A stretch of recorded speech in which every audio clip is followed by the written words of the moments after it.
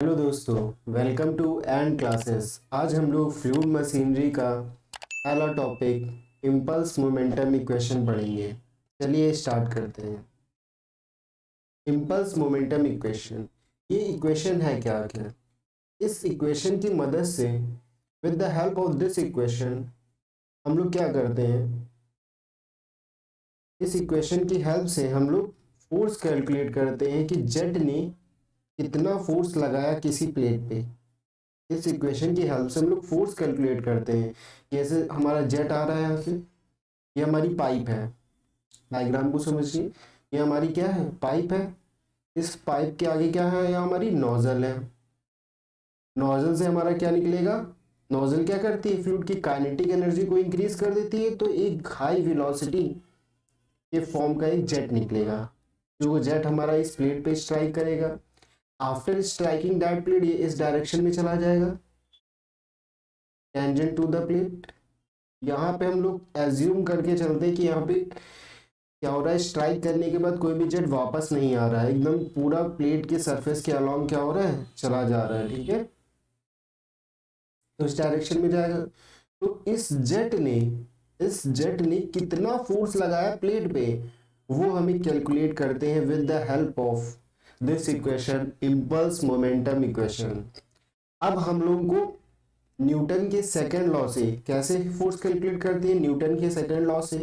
Newton का second law क्या कहता है? जैसे ही हमारे पास बॉडी है, इस बॉडी पे हमने जितना फोर्स लगाया, जैसे हमने एफ फोर्स लगाया, वो इक्वल होगा rate of change of momentum के। Rate of change of momentum.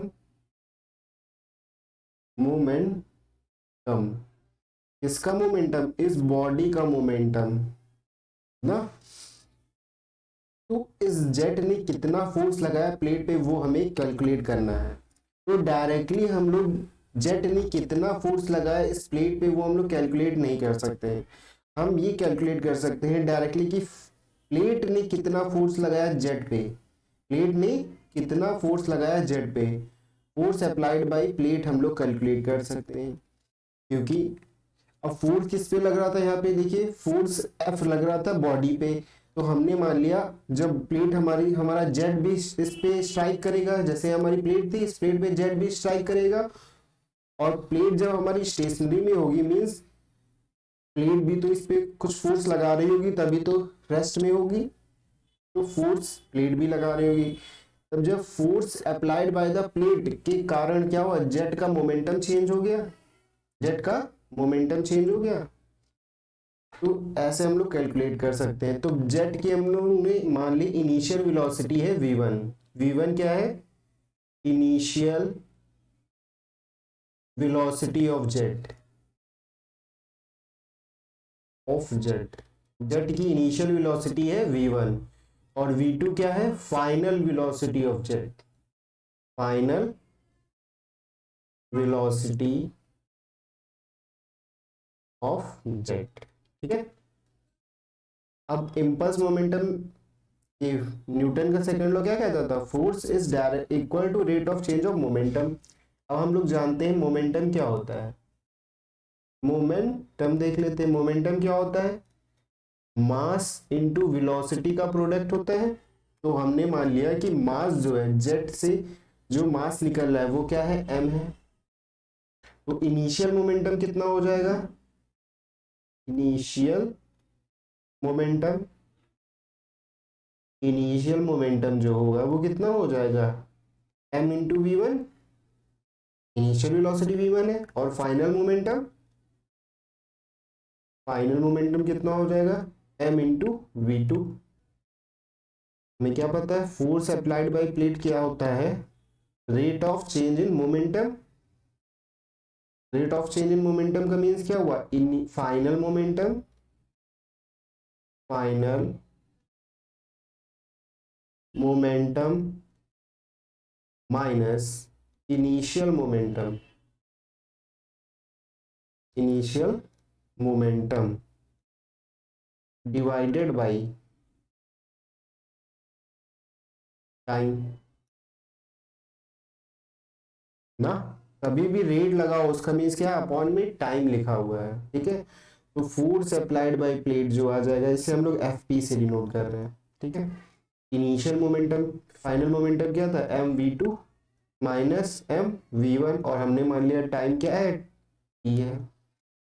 तो फोर्स अप्लाइड बाय प्लेट कितना हो जाएगा, m कॉमन ले सकते हैं, v2 माइनस का v1 अपॉन में t, ठीक है। तो यहां से अगर हम लोग देखें तो फोर्स अप्लाइड बाय प्लेट जो हो जाएगा m by T v2 minus का v1, इसी को हम लोग m बाई टी को क्या कहते हैं, मास फ्लो रेट कहते हैं।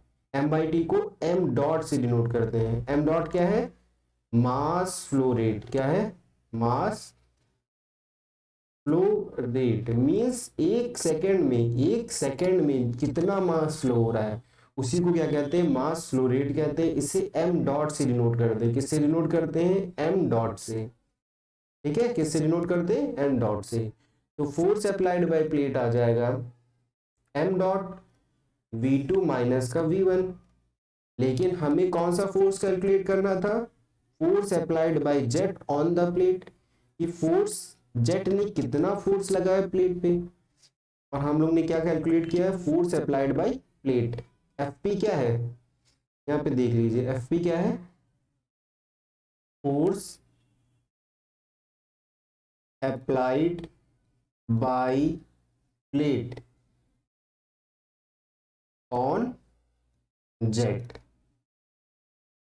जेट पे प्लेट ने कितना फोर्स लगाया है, हम लोग जानते हैं न्यूटन के थर्ड लॉ से, अगर किसी बॉडी पे हम लोग एक्शन करते हैं, जैसे हमने, हमारा एक्शन क्या था, जेट ने फोर्स लगाया, तो उसका रिएक्शन भी आता है, उसका रिएक्शन क्या हुआ, प्लेट ने भी जेट पे फोर्स लगाया, जो कि इक्वल होता है और अपोजिट डायरेक्शन में होता है। मतलब फोर्स अप्लाइड बाय जो जेट होगा, फोर्स अप्लाइड बाय जेट वो निगेटिव होगा, वो अगर इसमें हम लोग माइनस कर दें और इसके इक्वल होगा ना, क्योंकि फोर्स क्या होता है, इक्वल एंड अपोजिट डायरेक्शन में फोर्स लगता है, इक्वल फोर्स होता है, अपोजिट डायरेक्शन में फोर्स लगता है।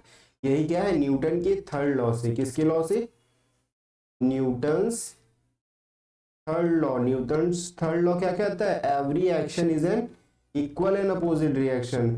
अगर हम लोग किसी बॉडी पे एक्शन करेंगे तो उसका रिएक्शन मिलेगा और वो भी सेम होगा, बट अपोजिट डायरेक्शन में होगा। तो फोर्स अप्लाइड बाय जेट हम लोग यहाँ से कैलकुलेट कर लेते हैं। फोर्स अप्लाइड बाय जेट कितना होगा, माइनस होगा फोर्स अप्लाइड बाय प्लेट, तो फोर्स अप्लाइड बाय जेट आ जाएगा m डॉट v2 माइनस का v1, force applied by jet आ जाएगा m डॉट v1 माइनस का v2, ये माइनस अंदर जाएगा तो ये प्लस हो जाएगा और ये माइनस हो जाएगा, v1 माइनस का v2। तो फोर्स अप्लाइड बाय जेट हमारा क्या हो जाएगा, m डॉट v1 माइनस का v2। यही इक्वेशन की हेल्प से, with the help of this equation, इस इक्वेशन की हेल्प से हम लोग क्या करते हैं, फोर्स कैलकुलेट करते हैं कि जेट ने किसी प्लेट पे कितना फोर्स लगाया, ठीक है, with the help of this equation. इसी इक्वेशन को क्या कहते हैं, इंपल्स मोमेंटम इक्वेशन भी कहते हैं। क्या कहते हैं, इंपल्स मोमेंटम इक्वेशन,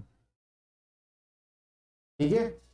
तो आप लोगों को समझ में आया क्या हुआ, जेट, यहाँ ये हमारे पास क्या थी, पाइप थी, पाइप के आगे क्या था, नोजल था। यहाँ से हमारा क्या होगा, हाई वेलोसिटी फ्लूइड निकलेगा।